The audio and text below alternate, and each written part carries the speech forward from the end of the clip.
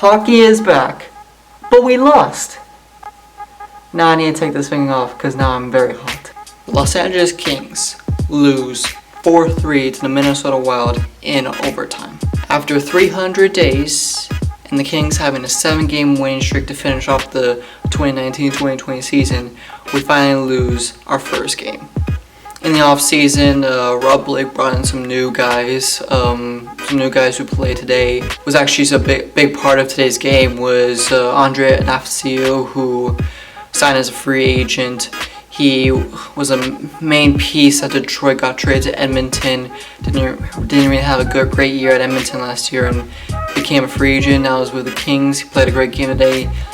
We got Oli Mata, defenseman from the Blackhawks in Detroit. He used to be a really good defenseman on Pittsburgh, won some cups there, and has fallen back because of injuries. And today he was on the first defensive pairing with Drew Doughty. Some other key additionals to this roster: we traded for Elias Anderson, who is on the taxi squad. We drafted Quinton Byfield, second overall pick, but is right now in the AHL team of the Ontario Reign. We also have some of our younger players like Alex Turcotte, Arthur Kaliev, Bjornfurt. Kaliev was sent down to the AHL. Turcotte is day-to-day, and Bjornfurt was a healthy scratch. As I read the Kings lineup, we have the first line at Alex Iafallo, Anze Kopitar, Dustin Brown, same first line as last year. Second line is this pretty fast line of new addition Andres Anafasio with Blake Lizotte, Jeff Carter. Third line we have Kempe, Velarde, and Austin Wagner with also some speed. We got Velarde being a rookie this year. Fourth line, we got Trevor Moore, came from Toronto, Michael Madio, and Matt Love. On the defense, first pairing, we got Oli Mata, Drew Doughty. They've looked good at coming out of camp. We got Mikey Anderson, former captain of the World Junior American team with Matt Roy. And then we got Cale Clegg with Mark Alt. Starting goal for today's game was Jonathan Quigg, backing up with Troy Grosnick. Healthy scratches today were Tobias Bjornfurt and Carl Grunstrom. Injures: Martin Ferg, lower body, Alex Turcotte, lower body, and on the COVID-19 protocol, Curtis McDermott, Sean Walker, Cal Peterson. One of the things to note there is the COVID-19 protocols. We do got Curtis McDermott, Sean Walker, and Cal Peterson. Curtis McDermott and Sean Walker are top 6 defensemen in our lineup, especially Sean Walker. He looked pretty good last year, and I feel like he can actually be in the top 4.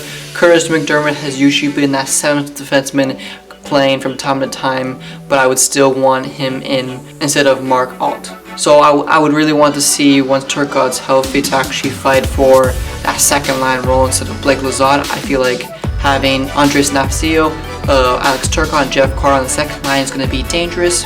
Now on to the Wild's projected lineup. First line, we got Zach Parise, Nick Bujtek, Kirill Kaprizov having his NHL debut. Second line, Marcus Johansson, used to play at Boston and Washington. We got Nick Bonino and Kevin Fiala. Kevin Fiala used to play for the Preds. Third line, Jordan Greenway, Joel Eriksson-Ek, Marcus Foligno. A lot of people were thinking that Joel Eriksson-Ek was going to be that starting center on the first line, but starting on the third line today. First pairing on the defense, we got Ryan Suter and Matt Dumba. Second line, Jared Spurgeon and Jonas Brodin. Starting goalie is Cam Talbot, newly acquired from the Flames. Backing him up is Capital Kakkonen. Their injuries are Matt Zuccarello, arm, Marco Rossi, upper body. Before I head to the game earlier today, the Kings announced their sponsor they're going to put on their helmets, and instead of actually putting like a sponsor to make money, they actually wanted to spread awareness on mental health and wellness, so they're using California Hope. Let's go on the first period now. Kings have most of the possession. The first period they look like the better team. However, Kaprizov gets into the Kings zone, kind of fluffs it, gets it to Brodin. Brodin shoots it and gets it back quick. And that's mainly it for the first period. However, at the end of the first period with 4 seconds to go, Kopitar on the face-off gets it to the goal. Talbot can't get the glove on it. Carter tips it in. Start of the second period, the Kings looked like the dominant sub that they were in the first period. On a 4-on-4 play, it's 2-on-2.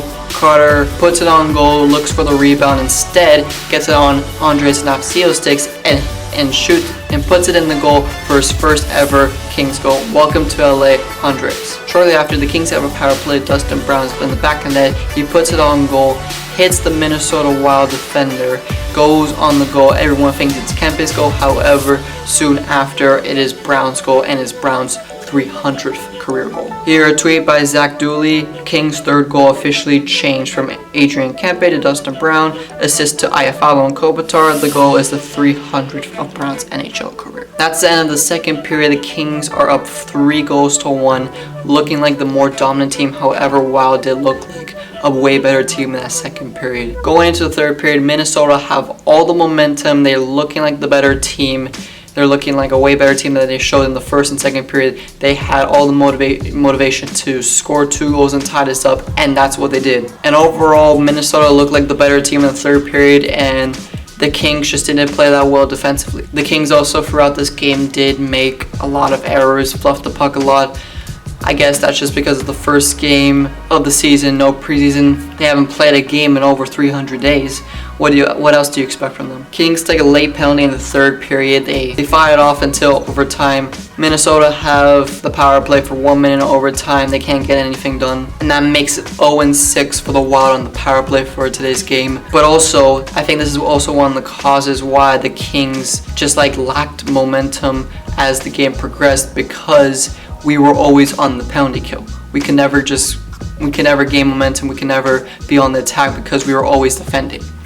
I think it's always going to be like that when you surrender 6 penalties. And that's something that the Kings just can't do inside this game and for the rest of the season. You just can't give up 6 penalties. Here, this tweet by Zach Dooley sums it up pretty quick. Final, Kaprizov picks off a pass in the neutral zone, gets a breakaway, and slips it past Quick. Kings earn a point on opening night, but fall 4-3 in overtime. Based on that tweet, Brown just tried and back pass it to Doughty. Doughty couldn't get it. Kaprizov got it. He tries to do a skill move, but it ends up going off his skate, 5-hole on Quick. So that's the game. Kings lost 4-3 in overtime. We did get a point. We did probably deserve that win after going to the third period with a 3-1 lead. Disappointing end to the game, but we'll try and get them back on Saturday. That's my overall review of the Kings losing 4-3 in overtime to the Minnesota Wild. I'm going to try and make this a series where I review all 56 games of the LA Kings this year. I'll see you on Saturday when we play the Minnesota Wild again. Bye.